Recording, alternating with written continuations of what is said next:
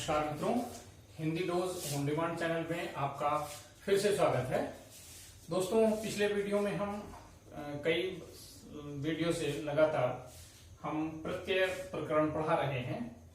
प्रत्यय प्रकरण में दो प्रत्यय मुख्यतया होते हैं, कृत प्रत्यय और तद्धित प्रत्यय।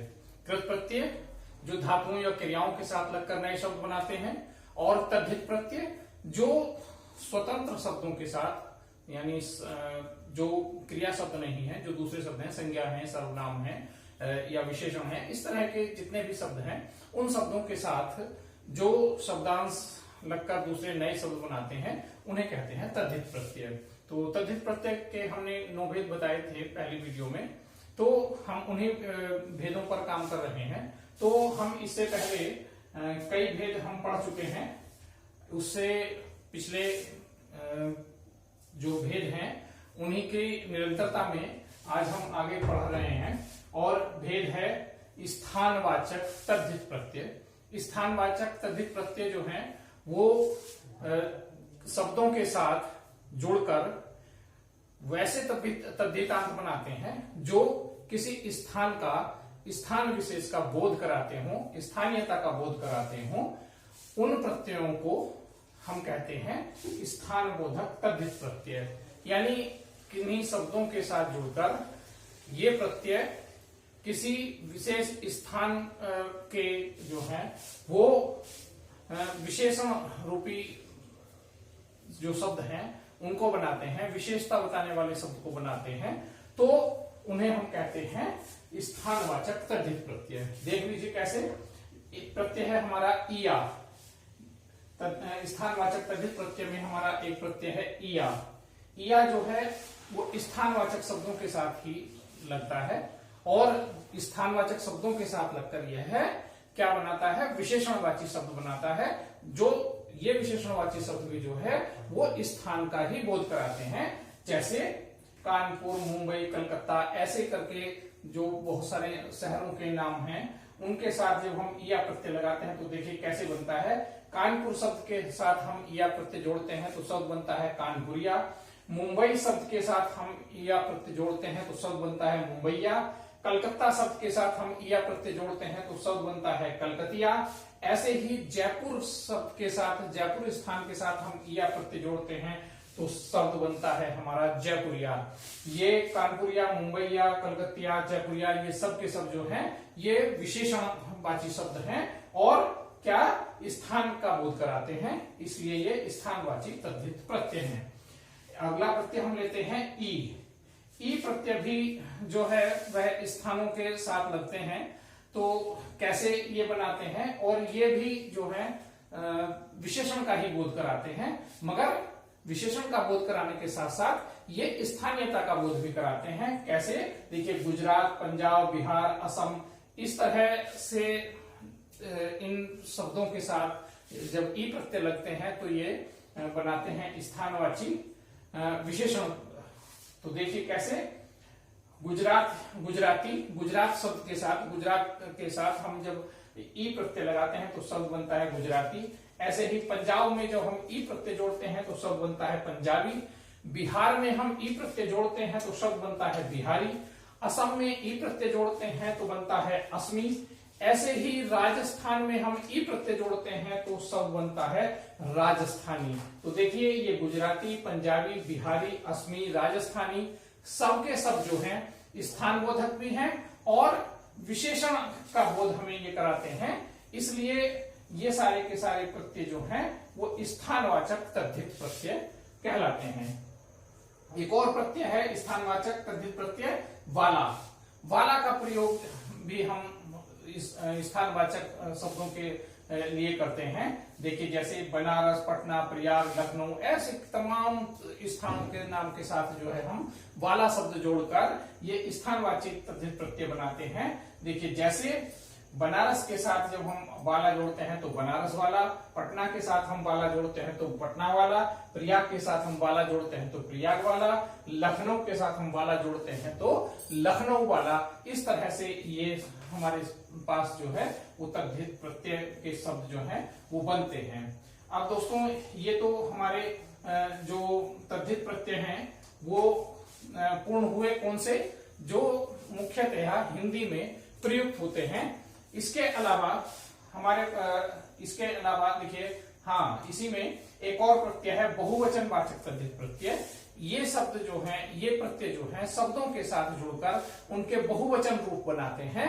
तो ऐसे शब्दों को जो शब्दांश किन्हीं शब्दों के साथ जुड़कर उनके बहुवचन रूप बनाते हैं, बहुवचन का बोध कराते हैं, ऐसे प्रत्ययों को हम कहते हैं बहुवचनवाचक तद्धित प्रत्यय। और इनसे जो बनने वाले शब्द हैं वो बहुवचन का बोध कराते हैं।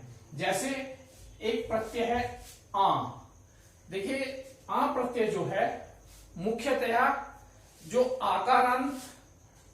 आकारांत स्त्रीलिंग शब्द होते हैं प्राय है, जिसमें इया आकारांत स्त्रीलिंग और लास्ट में उनमें इया लगा होता है, इया आता है। ऐसे शब्दों के बहुवचन बनाने के लिए हम प्रत्यय जोड़ते हैं उसके साथ आ। जैसे चिड़िया, दिव्या, पुड़िया, गुड़िया आदि शब्दों के साथ हम इनके बहुवचन बनाने के लिए यहाँ प्रत्यय जोड़ते हैं। जैसे चिड़िया के साथ हम यहाँ जोड़ेंगे तो बनता है चिड़िया। दिव्या के साथ हम आ जोड़ते हैं तो शब्द बनता है दिव्या। पुड़िया के साथ आ प्रत्यय जोड़ते हैं तो बनता है पुड़िया। ऐसे ही गुड़िया शब्द के साथ जब हम आ प्रत्यय जोड़ते हैं तो शब्द बनता है गुणिया। तो ये चिड़िया, दिव्या, पुड़िया, गुणिया सब के सब जो है ये बहुवचन के बोधक हैं, ये बहुवचन रूप हैं इन शब्दों के। ऐसे ही एक बहुवचनवाचक तद्धित प्रत्यय है ए प्रत्यय भी जो है यह भी स्त्रीलिंग वाचक शब्दों के अंत में प्रायः लगता है। और देखिए कैसे लगता है। ए प्रत्यय को जब हम छात्रा, माला, महिला, आंख, पुस्तक यानी आकारांत और अकारांत स्त्रीलिंग शब्दों के साथ जब हम ए प्रत्यय जोड़ते हैं तो उससे बहुवचन बोधक, बहुवचनवाची जो है वो तद्धितांत शब्द बनते हैं। कैसे? छात्रा के साथ हम ए लगाते हैं तो शब्द बनता है छात्राएं। माला के साथ हम ए लगाते हैं तो शब्द बनता है मालाएं। महिला के साथ हम ए लगाते हैं तो शब्द बनता है महिलाएं। ऐसे ही आंख शब्द के साथ हम जब ए प्रत्यय जोड़ते हैं तो शब्द बनता है आंखें। पुस्तक शब्द के साथ हम ए प्रत्यय जोड़ते हैं तो शब्द बनता है पुस्तकें। ऐसे ही पलक शब्द के साथ जब हम ए प्रत्यय जोड़ते हैं तो शब्द बनता है पलकें। देखिए, अब यहां आप इस बात में भ्रमित होंगे, इस बात में कंफ्यूज होंगे कि छात्राएं, मालाएं, महिलाएं में जो है अंत में जो है ए आ रहा है, यानी चंद्र बिंदु आ रहा है ए के साथ। आंखें, पुस्तकें और पलके में जो है वो एक ही मात्रा आ रही है और अनुस्वार लगा है। तो दोस्तों मैं ये बता देना चाहता हूं यहां पर कि आंखें, पुस्तकें, पलकें, जब ये जो चंद्र बिंदु है जब एक ही मात्रा के साथ आता है तो वह एक, और आप जानते हैं एक ही मात्रा जो है वो ए का मात्रात्मक रूप है, ए का ही रूप है ए की मात्रा। और जब एक ही मात्रा के साथ जो बिंदी आती है यह बिंदी जो है वो अनुस्वार नहीं होती है बल्कि ये चंद्र बिंदु का ही रूप होती है। मात्रा के साथ चंद्र बिंदु लिखने में दिक्कत होती है, परेशानी होती है, उसको लिखना तकनीक की दृष्टि से जो है वो कठिन होता है।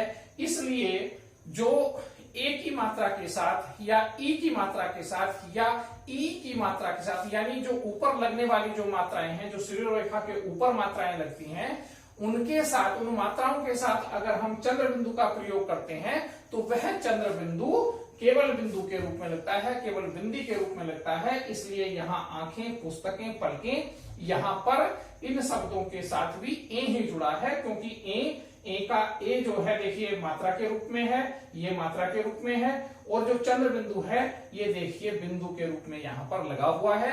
इसलिए आप यहाँ भ्रमित न हो, ये भी जो है वो चंद्र बिंदु और ए का ही रूप है, यानी ये इन शब्दों के अंत में भी ए प्रत्यय जुड़ा हुआ है। तो आगे चलते हैं। ऐसे ही एक बहुवचनवाची प्रत्यय है हमारा ए, और ये जो ए है ये प्राय है जो आकारांतवाची पुल्लिंग शब्द होते हैं, जो आकारांत पुल्लिंग शब्द होते हैं उनके बहुवचन बनाने के लिए उनके अंत में हम ए प्रत्यय लगाते हैं। देखिए कैसे, जैसे बच्चा, कपड़ा, नाला, पत्ता, छाता, है ना, इन शब्दों के साथ जब हम ए प्रत्यय लगाते हैं तो देखिए कैसे इनके बहुवचन बनते हैं। बच्चे, बच्चा शब्द के साथ हम ए प्रत्यय जोड़ते हैं तो शब्द बनता है बच्चे। कपड़ा शब्द के साथ हम ए प्रत्यय जोड़ते हैं तो शब्द बनता है कपड़े। नाला शब्द के साथ हम ए प्रत्यय जोड़ते हैं तो शब्द बनता है नाले। पत्ता शब्द के साथ हम ए प्रत्यय जोड़ते हैं तो बनता है पत्ते। छाता शब्द के साथ हम ए प्रत्यय जोड़ते हैं तो शब्द बनता है छाते। ऐसे ही तोता शब्द के साथ हम ए प्रत्यय जोड़ते हैं तो इसका बहुवचन बनता है तोते। बेटा शब्द के साथ हम ए प्रत्यय जोड़ते हैं तो शब्द बनता है बहुवचन रूप बेटे।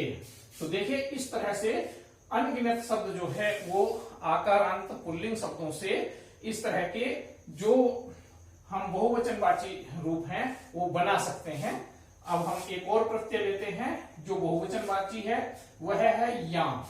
या प्रत्यय जो है ये जो ईकारांत स्त्रीलिंग शब्द होते हैं, जो ईकारांत स्त्रीलिंग शब्द होते हैं उनके बहुवचन बनाने के लिए प्राय है हम या प्रत्यय का प्रयोग करते हैं। कैसे, जैसे नदी, बकरी, कली, मछली, पटरी आदि जो शब्द हैं इनके साथ हम जब इनके बहुवचन रूप बनाएंगे तो इनके साथ हम लगाते हैं या प्रत्यय। देखिएगा कैसे, नदी के साथ हम या प्रत्यय लगाते हैं तो शब्द बनता है बहुवचन रूप नदियां। ऐसे ही बकरी के साथ या प्रत्यय लगाते हैं तो बहुवचन बनता है बकरियां। कली शब्द के साथ हम या प्रत्यय लगाते हैं तो इसका बहुवचन रूप बनता है कलियां। मछली शब्द के साथ हम या प्रत्यय लगाते हैं तो इसका बहुवचन रूप बनता है मछलियां। ऐसे ही पटरी शब्द के साथ हम या प्रत्यय जोड़ते हैं तो इसका बहुवचन रूप बनता है पटरियां। तो देखिए मित्रों, ये हमारे तद्धित प्रत्यय जो हिंदी के हैं ये लगभग जो मुख्य प्रत्यय हैं ये पूर्ण होते हैं। अब हम कुछ ऐसे उर्दू फारसी के प्रत्ययों के बारे में यहाँ अब बात करेंगे जो तद्धित प्रत्यय हैं और उर्दू फारसी से हिंदी में आए हैं। तो देखिए हम कर लेते हैं बात यहाँ पर। एक ऐसा ही उर्दू फारसी का एक प्रत्यय है ईयत। ईयत प्रत्यय जो है देखिए इंसान, हैवान, शैतान, मासूम प्राय है। देखिए उर्दू फारसी के शब्द प्राय है उर्दू फारसी के शब्दों के साथ ही लगते हैं, मगर चूंकि आपस में ये भाषाएं इतनी घुल मिल गई हैं कि एक भाषा का प्रत्यय दूसरी भाषा के प्रत्यय के साथ भी हम जोड़कर नए शब्द बनाने लगे हैं। मगर प्रायः होता यही है कि जिस भाषा का जिस माध्यम का जो प्रत्यय होता है वह उसी माध्यम उसी भाषा के शब्दों के साथ लगता है। तो देखिए ईयत प्रत्यय जो है हम कैसे इनसे तद्धितांत शब्द बनते हैं वो देख लेते हैं। इंसानियत, इंसान शब्द के साथ जब हम ईयत प्रत्यय जोड़ते हैं तो शब्द बनता है इंसानियत। हैवान शब्द के साथ ईयत प्रत्यय जोड़ते हैं तो शब्द बनता है हैवानियत। ऐसे ही शैतान शब्द के साथ हम ईयत प्रत्यय जोड़ते हैं तो शब्द बनता है शैतानियत। और मासूम शब्द के साथ जब हम ईयत प्रत्यय जोड़ते हैं तो शब्द बनता है मासूमियत। तो दोस्तों देखिए ये हुआ। उसके बाद हम एक और प्रत्यय पर आते हैं, वह है ई। ई प्रत्यय भी देखिए प्राय है उर्दू फारसी के शब्दों के साथ हम लगाकर नए शब्द बना लेते हैं। हालांकि ई प्रत्यय जो है यह हिंदी के दूसरे शब्दों के साथ भी हम लगाते हैं, जुड़ता है। तो देखिए कैसे इससे जो तद्धितांत शब्द बनते हैं देख लीजिए। खून, जख्म, आसमान, जहन आदि जो शब्द हैं, जहन आदि जो शब्द हैं इनके साथ ई प्रत्यय जोड़कर कैसे तद्धितांत बनते हैं देख लेते हैं। खून शब्द में हम ई प्रत्यय जोड़ते हैं तो शब्द बनता है खूनी। ऐसे ही जख्म शब्द के साथ हम ई प्रत्यय जोड़ते हैं तो शब्द बनता है जख्मी। आसमान शब्द के साथ हम ई प्रत्यय जोड़ते हैं शब्द बनता है आसमानी। और जहन शब्द में हम जब ई प्रत्यय लगाते हैं तो शब्द बनता है जहनी। तो देखिए एक और हम आगे बढ़ते हैं, एक और प्रत्यय लेते हैं और वह प्रत्यय है खाना। खाना शब्द, खाना प्रत्यय जब हम जोड़ते हैं शब्दों के साथ तो उससे कैसे तद्धितांत बनते हैं हम देख लेते हैं। दवा, तोप, डाक, कबूतर ऐसे शब्दों के साथ हम जब खाना लगाते हैं तो देखिए कैसे बनते हैं। दवा खाना, दवा शब्द के साथ हम खाना प्रत्यय जोड़ते हैं तो शब्द बनता है दवा खाना। तोप खाना, तोप प्रत्यय में हम जब खाना प्रत्यय जोड़ते हैं तो शब्द बनता है तोप खाना। डाक खाना में देखिए डाक शब्द के साथ खाना प्रत्यय जोड़ा गया है तो शब्द बना है डाक खाना। ऐसे ही कबूतर के साथ देखिए खाना प्रत्यय जोड़ा गया है। कबूतर के साथ देखिए खाना प्रत्यय यहां जोड़ा गया है तो शब्द बनता है कबूतर खाना। ऐसे ही चिड़िया खाना शब्द के साथ, यहां चिड़िया के साथ हमने खाना प्रत्यय जोड़ा है तो शब्द बना है चिड़िया खाना, चिड़िया खाना। देखिए ऐसे ही खोर, खोर शब्द है, खोर प्रत्यय है एक। खोर प्रत्यय हम शब्दों के साथ लगाकर कैसे उससे तद्धितांत शब्द बनाते हैं वो देख लेते हैं। रिश्वत, सूद, जमा, आदम, चुगली, खोर। जब इन शब्दों के साथ हम खोर प्रत्यय लगाते हैं तो तद्धितांत कैसे बनते हैं देख लीजिए। रिश्वत खोर, रिश्वत शब्द के साथ जब हम खोर लगाते हैं तो शब्द बनता है रिश्वत खोर। ऐसे ही सूद खोर, सूद शब्द के साथ हम खोर प्रत्यय लगाते हैं तो शब्द बनता है सूद खोर। जमा के साथ हम खोर प्रत्यय लगाते हैं तो शब्द बनता है जमाखोर। आदम के साथ हम खोर प्रत्यय लगाते हैं तो शब्द बनता है आदमखोर। और ऐसे ही चुगली शब्द के साथ जब हम खोर प्रत्यय लगाते हैं तो शब्द बनता है चुगलखोर। देखिए खोर जहां जिन शब्दों के साथ में लग जाता है तो उसका अर्थ हो जाता है करने वाला या करने वाला। जैसे रिश्वतखोर, रिश्वत लेने वाला, सूदखोर, सूद लेने वाला, आदम जमाखोर, जमा करने वाला, आदमखोर, आदमी को खाने वाला, और चुगलखोर, चुगली करने वाला। तो इस तरह से ये शब्द बनते हैं। ऐसे ही उर्दू फारसी का एक और प्रत्यय है गार, जिससे हम बहुत सारे शब्द बना सकते हैं। देखिए मदद, काम, खिदमत शब्दों के साथ जब हम गार प्रत्यय जोड़ते हैं तो कैसे इससे तद्धितांत बनते हैं। देखिए मदद शब्द में हम गार प्रत्यय जोड़ते हैं तो शब्द बनता है मददगार। ऐसे ही काम शब्द में जब हम गार प्रत्यय जोड़ते हैं तो शब्द बनता है कामगार। ऐसे ही खिदमत शब्द में जब हम गार प्रत्यय जोड़ते हैं तो शब्द बनता है खिदमतगार। ऐसे ही एक और प्रत्यय है गी, गी प्रत्यय भी देखिए बहुत सारे शब्दों के साथ जुड़ता है। कैसे इससे तद्धितांत बनते हैं देख लीजिए। पेश, दीवाना, मर्दाना आदि शब्दों के साथ हम जब गी प्रत्यय जोड़ते हैं तो इससे कौन कौन से कैसे तद्धितांत शब्द बनते हैं देख लीजिए। पेश शब्द के साथ जब हम गी प्रत्यय जोड़ते हैं तो शब्द बनता है पेशगी। दीवान, दीवाना शब्द के साथ हम जब जोड़ते हैं ई प्रत्यय तो शब्द बनता है दीवानगी। ऐसे ही मर्दाना शब्द के साथ जब हम गी प्रत्यय जोड़ते हैं तो शब्द बनता है मर्दानगी।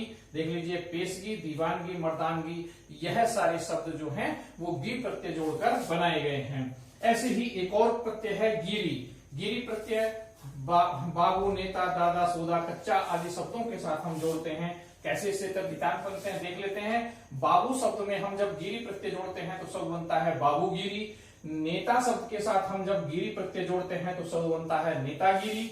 ऐसे ही दादा शब्द के साथ जब हम गिरी प्रत्यय जोड़ते हैं तो शब्द बनता है दादागिरी। सोदा शब्द में जब हम गिरी प्रत्यय जोड़ते हैं तो शब्द बनता है सोदागिरी। और ऐसे ही चमचा शब्द में जब हम गिरी प्रत्यय जोड़ते हैं तो शब्द बनता है चमचागिरी। ऐसे ही दोस्तों एक और प्रत्यय है उर्दू फारसी का, वह है ची। ची प्रत्यय भी हम बहुत सारे शब्द ची प्रत्यय से उर्दू फारसी के बनते हैं, वो देख लीजिए। तोप, मसाल, नकल, खजाना आदि शब्दों में ची प्रत्यय जोड़कर वो तद्धितांत बनाए जाते हैं। जैसे तोप शब्द में हम ची प्रत्यय जोड़ते हैं तो शब्द बनता है तोपची। मसाल शब्द में ची प्रत्यय जोड़ते हैं तो शब्द बनता है मसालची। नकल शब्द में ची प्रत्यय जोड़ते हैं तो शब्द बनता है नकलची। और खजाना शब्द में जब हम ची प्रत्यय जोड़ते हैं तो शब्द बनता है खजानची। तो देखिए दोस्तों ये ची प्रत्यय भी जहां पर लगता है वह भी जो है वो करने वाला अर्थ में प्रयुक्त होता है। जैसे तोपची, तोप चलाने वाला, मसालची, मसाल जलाने वाला या लेके चलने वाला। ऐसे ही नकलची, नकल करने वाला, खजानची मतलब खजाने का काम करने वाला, खजाने से संबंधित कार्य करने वाला। ऐसे ही दोस्तों अब हम एक और प्रत्यय लेते हैं, वह है दार। दार शब्द भी जो है वो इसी तरह के प्रत्यय बनाता है। कैसे बनते हैं वो देख लीजिए। माल, जान, शान, आन, ईमान आदि शब्दों के साथ हम दार प्रत्यय जोड़कर कैसे तद्धितांत बनाते हैं देख लीजिए। माल शब्द में हम दार प्रत्यय जोड़ते हैं तो शब्द बनता है मालदार। जान शब्द के साथ हम दार प्रत्यय जोड़ते हैं तो शब्द बनता है जानदार। शान शब्द के साथ हम दार प्रत्यय जोड़ते हैं तो शब्द बनता है शानदार। आन शब्द के साथ हम दार प्रत्यय जोड़ते हैं तो शब्द बनता है आनदार। और ईमान शब्द के साथ हम दार प्रत्यय जोड़ते हैं तो शब्द बनता है ईमानदार। ऐसे ही दोस्तों एक प्रत्यय है दान। दान शब्द भी, दान ये हिंदी का दान नहीं है, ये दान का मतलब यहाँ बर्तन से है, पात्र से होता है। तो देख लीजिए कैसे इससे शब्द बनते हैं, वो देख लीजिए। कलम शब्द में जब हम दान जोड़ते हैं तो शब्द बनता है कलमदान। फूल शब्द के साथ हम दान प्रत्यय जोड़कर बनाते हैं फूलदान। पीक शब्द के साथ हम दान प्रत्यय जोड़कर शब्द बनाते हैं पीकदान। ऐसे ही पान शब्द के साथ हम दान प्रत्यय जोड़कर बनाते हैं पानदान। और रोशन शब्द के साथ हम दान प्रत्यय जोड़कर बनाते हैं रोशनदान। दान से मतलब यहाँ पात्र से है, देख लीजिए कलमदान, फूलदान, पीकदान, पानदान, रोशनदान। यानी इन शब्दों, कलम रखने के लिए जो पात्र है वो कलमदान कहलाता है, फूल रखने के लिए जो पात्र है वो फूलदान कहलाता है, पीक थूकने के लिए जो वो बर्तन होता है, पात्र होता है, वह पीकदान कहलाता है। पान रखने के लिए जो बर्तन होता है वह पानदान कहलाता है। और ऐसे ही रोशनी आने देने के लिए जो हम एक पात्र, उसे पात्र ही कहेंगे, जो झरोखा बनाते हैं उसे हम कहते हैं रोशनदान। तो देखिए दोस्तों, ऐसे ही एक और प्रत्यय है पोष। पोष से देखिए कैसे प्रत्यय बनते हैं। देखिए शब्द बनता है, देखिए मेजपोष शब्द बनता है। देखिए मेजपोष, मेजपोष, मेज शब्द के साथ जब हम पोष प्रत्यय जोड़ते हैं तो शब्द बनता है मेजपोष। ऐसे ही नकाब शब्द के साथ जब हम पोष जोड़ते हैं तो शब्द बनता है नकाबपोष। और जब हम तख्त शब्द के साथ पोष प्रत्यय जोड़ते हैं तो शब्द बनता है तख्तपोष। देखिए मेजपोष मेज शब्द के साथ जोड़ा है, नकाब पोष में नकाब के साथ हमने पोष प्रत्यय जोड़ा है, और तख्त पोष में जो है हमने तख्त प्रत्यय के साथ पोष प्रत्यय जोड़ा है। इस तरह से ये शब्द बनते हैं। एक और प्रत्यय है दोस्तों उर्दू फारसी का, वह है नाक। ये नाक, नाक वाली, नासिका वाली नाक नहीं है, ये नाक जो है वो देख लीजिए इससे कैसे शब्द बनते हैं। खौफ, दर्द, खतरा, शर्म आदि शब्दों के साथ हम कैसे तद्धितांत बनाते हैं नाक प्रत्यय जोड़कर। जैसे खौफ शब्द के साथ जब हम नाक प्रत्यय जोड़ते हैं तो शब्द बनता है खौफनाक। दर्द शब्द के साथ हम नाक प्रत्यय जोड़ते हैं तो शब्द बनता है दर्दनाक। और खतरा शब्द के साथ जब हम नाक प्रत्यय जोड़ते हैं तो शब्द बनता है खतरनाक। ऐसे ही शर्म शब्द के साथ हम नाक प्रत्यय जोड़ते हैं तो शब्द बनता है शर्मनाक। इसी तरह से दोस्तों एक और प्रत्यय है उर्दू फारसी का बाज। बाज देखिए, जब बाज प्रत्यय लगाते हैं तो इससे कैसे तद्धितांत शब्द बनते हैं। धोखा, चाल, दगा और सेखी शब्द के साथ जब हम ये प्रत्यय जोड़ते हैं तो कैसे तद्धितांत बनते हैं, देख लीजिए। धोखा शब्द के साथ हम जब बाज जोड़ते हैं तो शब्द बनता है धोखेबाज। ऐसे ही चाल शब्द में हम बाज प्रत्यय जोड़ते हैं तो शब्द बनता है चालबाज। दगा शब्द के साथ बाज प्रत्यय जोड़ने पर शब्द बनता है दगाबाज। ऐसे ही सेखी शब्द के साथ बाज जोड़ने पर शब्द बनता है सेखीबाज। हवा शब्द के साथ बाज जोड़ने पर बनता है हवाबाज। बल्ला शब्द के साथ बाज जोड़ने पर शब्द बनता है बल्लेबाज। गेंद शब्द के साथ बाज जोड़ने पर शब्द बनता है गेंदबाज। इसी तरह से बाज जोड़कर कितने ही शब्द हम बना सकते हैं। ऐसे ही उर्दू फारसी का एक और प्रत्यय है साज। देखिए साज शब्द, साज प्रत्यय जोड़कर कैसे तद्धितांत बनाते हैं, तो देखिए जिल्द शब्द के साथ, जिल्द कहते हैं जो कवर का, जो किताब का ऊपर का कवर होता है उसे जिल्द भी कहते हैं। तो जिल्द साज, जिल्द के साथ हम साज प्रत्यय जोड़ते हैं तो शब्द बनता है जिल्द साज। घड़ी शब्द के साथ हम साज प्रत्यय जोड़ते हैं तो बनता है घड़ी साज। ऐसे ही जाल शब्द के साथ हम जब साज प्रत्यय जोड़ते हैं तो शब्द बनता है जाल साज। यहाँ साज से मतलब यहाँ बनाने से है, उसको मरम्मत करने या ठीक करने से या बनाने से है। देखिए जो जिल्द को चढ़ाता है, जो जिल्द बनाता है पुस्तक की, उसे जिल्द साज। ऐसे ही जो घड़ी बनाता है, जो घड़ी सुधारता है, जो घड़ी ठीक करता है, उसे घड़ी साज कहते हैं। और ऐसे ही जो चाल, जो जाल रचता है, दूसरों के साथ षड्यंत्र रचता है, उसे हम कहते हैं जाल साज। ऐसे ही एक और प्रत्यय है मंद। मंद यहाँ धीरे वाला मंद नहीं है, ये उर्दू का शब्द है मंद। और देखिए मंद का यहाँ अर्थ होता है सहित वाले अर्थ में, सहित के अर्थ में यहाँ मंद का प्रयोग होता है उर्दू फारसी में। तो देखिए इससे कैसे शब्द बनते हैं। अक्ल शब्द के साथ हम मंद प्रत्यय जोड़ते हैं तो शब्द बनता है अक्लमंद। ऐसे ही जरूरत शब्द के साथ मंद प्रत्यय जोड़ने पर शब्द बनता है जरूरतमंद। दौलत शब्द के साथ मंद प्रत्यय जोड़ने पर शब्द बनता है दौलतमंद।